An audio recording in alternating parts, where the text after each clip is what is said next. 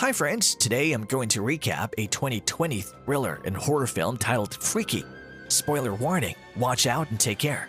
As the film begins, some young boys and girls appear. They were acquaintances. They were having a good time at a party and drinking alcohol. It was about a serial killer that they were discussing, as that serial killer kills young kids every year during a festival. The frightening reality is that he's still on the loose. It indicates that he has not been apprehended. Then two pals go to the basement of the house to drink alcoholic beverages, where one of his friends notices something strange, which would be utilized in a witchcraft ritual. He also receives an old dagger, which he enjoys far too much. Then he goes to have a sip of alcohol. Then he senses someone's presence nearby. He also loses control of the alcohol bottle, which breaks. There could only be one person these pals were discussing, a serial killer. The serial killer kills himself by piercing his neck with the same shattered alcohol bottle. The serial killer then proceeded to beat his female friend on the commode on a regular basis. As a result, the relationship with that female has come to an end as well. Then outdoors, a man and a woman are seen, where the serial killer hits a male companion with a tennis racket to kill him. One female had made it so far. Witnessing it make her fearful. She flees from the scene perplexed. She takes refuge in a cupboard to avoid the assassin. The girl then believes her parents have returned to their home. When she attempts to approach her parents, a killer emerges in front of her. At the same time, the killer kills that girl. Unmasked, the assassin sets his sights on the antique dagger. When that girl's parents arrive home, they're upset because they had witnessed the entire scenario. The following morning, the story's main character, Millie, appears on the scene. Millie used to reside in a house with her mother and sister. Millie's sister worked as a cop. Millie runs into her friend at school. There were also a few more students that teased Millie all the time. There was a boy named Booker who fawned over Millie. Then word of those pals' murder reaches everyone. Because there is a football game at school, Millie arrives late. Millie would be picked up from the school by her mother. Millie's mother was unconscious at that time. Therefore, her mother did not come to pick her up. Millie had gone to school by herself. There were also no lights turned on. Millie is then approached by a masked man. He's the same serial murderer that wields the antique dagger. When Millie sees him, she starts running away because she knew he was the same serial killer who was about to murder her. Millie gets apprehended by the serial killer while she runs a short distance. With that magical dagger, the killer stabs Millie. Along with Millie, that assailant gets wounded. Killer had no idea that the magical knife he wielded had so many abilities. Then Millie's sister, who is a police officer, comes. That killer flees after observing Millie's sibling. Millie is taken to the police station by her sister. The supernatural dagger is seized as evidence by the cops. After waking up, Millie is uncomfortable. It had occurred as a result of the magical dagger. It suggests that the souls of Millie and the killer had swapped places. Millie's soul had transferred to the killer's body, and the killer's soul had transferred to Millie. As a result, both souls have swapped bodies and will now be addressed by their souls. Killer will be referred to as Millie, and the killer will be named Millie. They were both aware of what had occurred, as their souls have merged into one another's bodies. Killer shows up at Millie's school wearing an outfit that Millie has never worn before, and it was for this reason that he came here, as he intends to kill more people. Millie attends her school as well.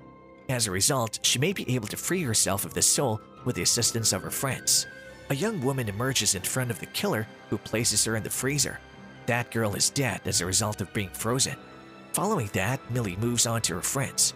Her friends are obviously shocked to see her, because they knew he was a serial killer. Millie and her friends are pitted against one another. Millie does a dance routine in front of her buddies, so her pal can be sure she's Millie. Millie also responds to the inquiries that were kept hidden. Millie's acquaintance now thinks she's Millie. After then, Millie tells her companions about the supernatural dagger, and she tells her about the entire affair. Millie also informs them that the mystical dagger is currently in the custody of the cops. Millie's companions use the internet to learn more about the magical knife. That enchanted dagger, they learn, is ancient, and this dagger is utilized for sacrifice of some kind. If no one is sacrificed, two people's bodies are swapped with each other. If both people's souls are not sacrificed within 24 hours, they'll be trapped in their bodies forever. It means Millie will have to use the supernatural dagger to stab the killer. When Millie is using the restroom, the boy who used to taunt her appears. He made some terrible remarks about Millie as well. To chastise him, Millie pulls him up by his shirt. She also warns her, stating, "If you ever tease me again, I will torment you." That boy too is afraid of him, believing him to be a serial killer. The killer is next depicted paying a visit to his teacher. He smacks his teacher across the face and slams him against the table. The killer then cuts his body in half from head to toe. Because he was receiving joy from killing the others, Killer was feeling pleasure after swapping into Millie's body, and he was certain that no one could accuse him of anything. Then Millie and her pals appear in front of the murderer. When he sees them, the killer starts screaming. There are also police officers present. Millie was now being pursued by the cops. As a result, her pals depart and take her with them. Then the killer Booker, who was interested in Millie, summons him to a location where he intends to murder him. Meanwhile, Millie and his pals arrive at the location, where Millie knocks Booker unconscious and kills. They then contact one of their buddies. They found a link between serial killers and this location. Booker had also brought him back to consciousness.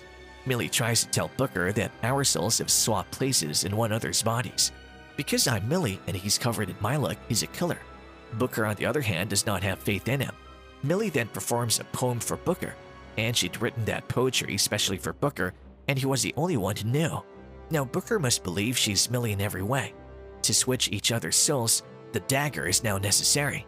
Millie is accompanied to the police station by two pals. One of the pals remains at the location to keep an eye on the assailant.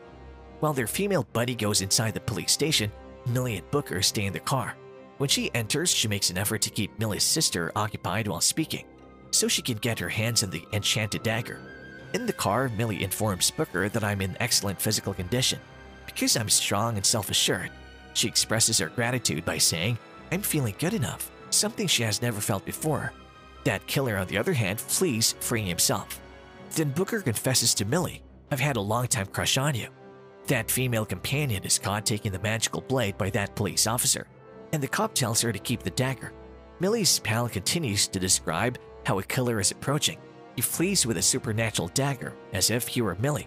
Millie is also present, and a lady cop apprehends her, mistaking him for a murderer. Millie, on the other hand, departs the scene after locking up her sister, a cop. The assailant then proceeds to a party where he murders 3 students. After that, Millie and her companions are seen at the same party. You only have 13 minutes left behind, says Booker to Millie. As a result, Booker sets a time on Millie's watch. They have to stab Dagger before 24 hours and 12 o'clock, so they start looking for the killer now. After that, the killer targets yet another pupil, and Millie is successful in locating the assailant. They're both confronted by one another. They're engaged in a fierce battle. Millie defeats the assailant by demonstrating her might within the body of the assailant. Then the killer starts fleeing while wielding the supernatural dagger. Meanwhile, Millie's pals apprehend the assailant. Millie's pals then hand her the knife, which she uses to run through it. But before she could run through Dagger into Killer, the clock struck 12 o'clock. It indicates that they have been tardy. One day has come and gone. Then Millie remembers that her friend Booker similarly sets his watch to 5 minutes ahead of the actual time. He used to do that to ensure that he was never late for duty. And Millie pierces the killer with a miraculous knife. As a result, their souls have been swapped into each other's bodies. They return to their original bodies. The police then arrive and kill the killer by firing their weapons at him. Coming back to his body, Millie is ecstatic. However, it has been discovered that the killer is still alive and causing no serious harm. The killer then follows Millie to her home, intending to murder her. With the help of his mother and sister, Millie has control over the assailant. With a wooden piece, she pierces his body. As a result, that assailant is no longer alive. It also brings the film to a conclusion. We hope you enjoyed our video from today. If you enjoyed this video, please hit the like button and subscribe to our channel to receive notifications of new and interesting videos.